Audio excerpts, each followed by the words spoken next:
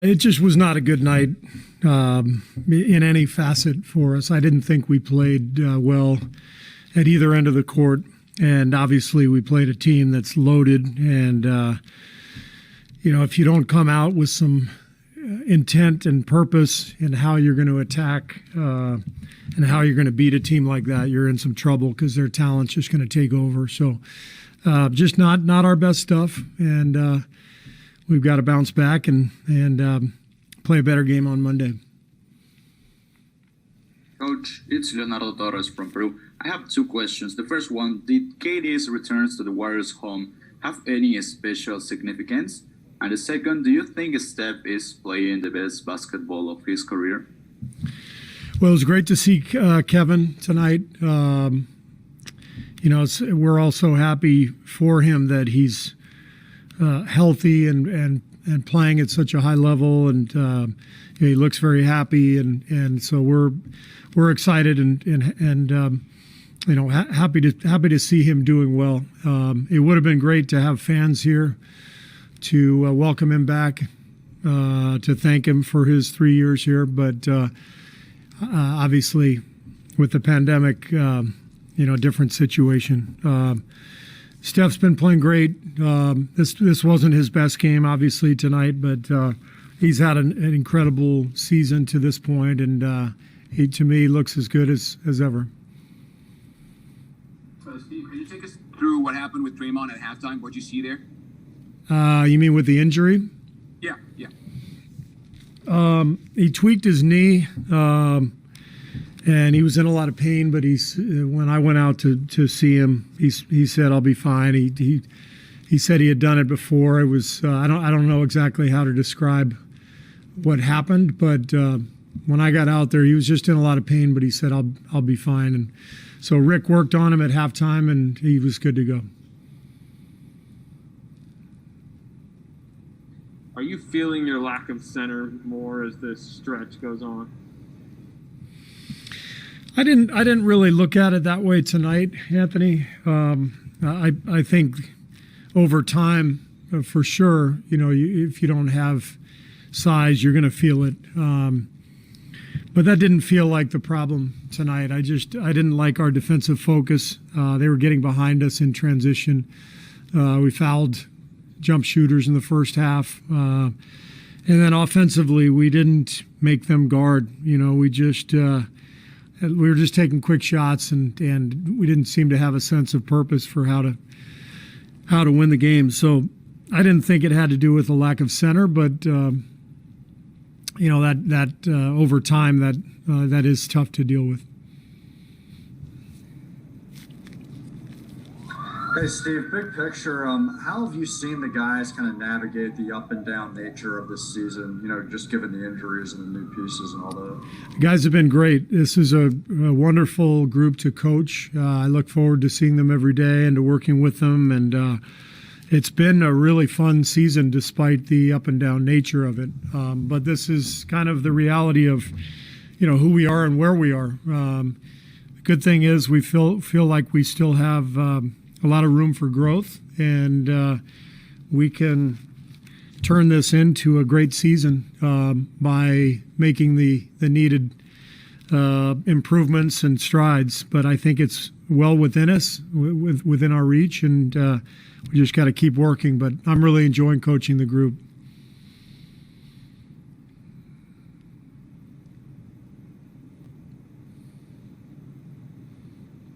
Steve, that was a pretty warm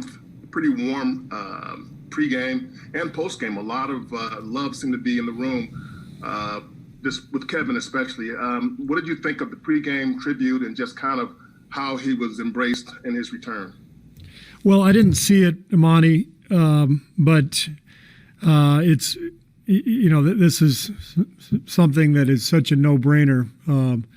When Kevin came here and gave us 3 years of just incredible basketball. The least we can do is welcome him back with open arms, and I think everybody was genuinely happy to see him. Obviously healthy and playing at such a high level again. That's the main thing. the guy gave everything to us for 3 years, and then left with a devastating injury. So there should be a lot of love for him. He did so much for us. Coach, besides adding James Harden to the equation, what was different between playing the Brooklyn Nets this time and the first time you met them? Well, James Harden's kind of a big deal. So besides that, I mean, I guess you could look at, they didn't have a center tonight. They didn't have DeAndre, and then, of course, they, traded away some of their guys. So the game was different, but James Harden's James Harden. He had 16 assists. He controlled the whole game, plus 28. We couldn't handle him at all. So he was fantastic.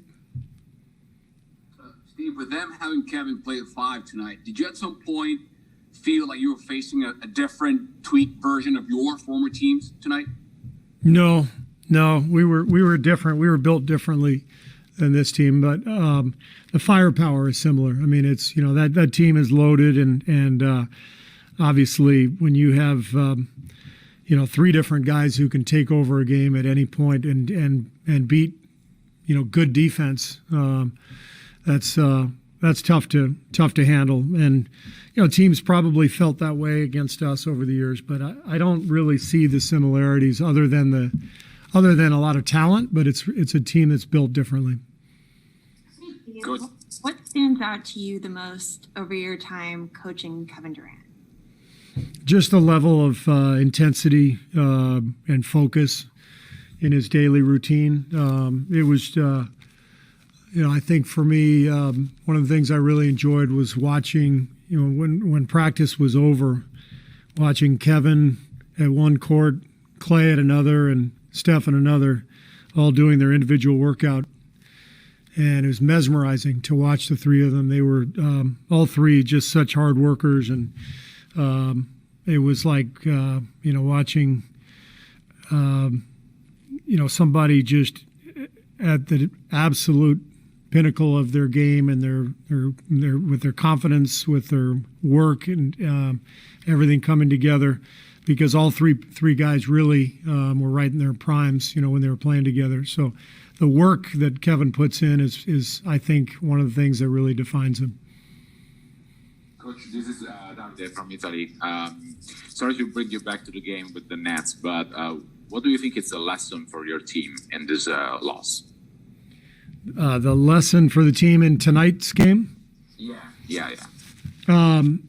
We didn't play a very mindful game. You got to come into a game like this as knowing you're an underdog, and knowing you've got to follow a game plan, and you've got to have a plan to how to beat them. And it just felt like we were out there hooping without much of a plan. After facing, go ahead. Can you tell the impact playing with the Warriors and playing with guys like Steph and Draymond? Can you see that impact on his game now, playing against them after his years with you? On Kevin's game? Yeah. I don't know. I mean, I really think Kevin is he's one of those guys who's just so gifted that he's going to be great in any system. We were lucky to have him because he was so willing to play off the ball, just like he's doing now with Brooklyn, and he seems very content, playing off of James and Kyrie, and but that's the beauty of Kevin's game. He can dominate, on or off the ball, and if that had something to do with his experience here, then great. But I don't care what system he's in. He's going to be a great player. After facing Steve twice, what kind of coach do you see in him? Excuse me? After facing Steve Nash twice, what kind of coach do you see in him? Well, I know Steve very well personally, so I know the kind of manner in which he handles people. So he's perfectly suited for this job. He's the perfect guy for coaching that team. So he's already a great coach. He's only going to get better as he grows and learns.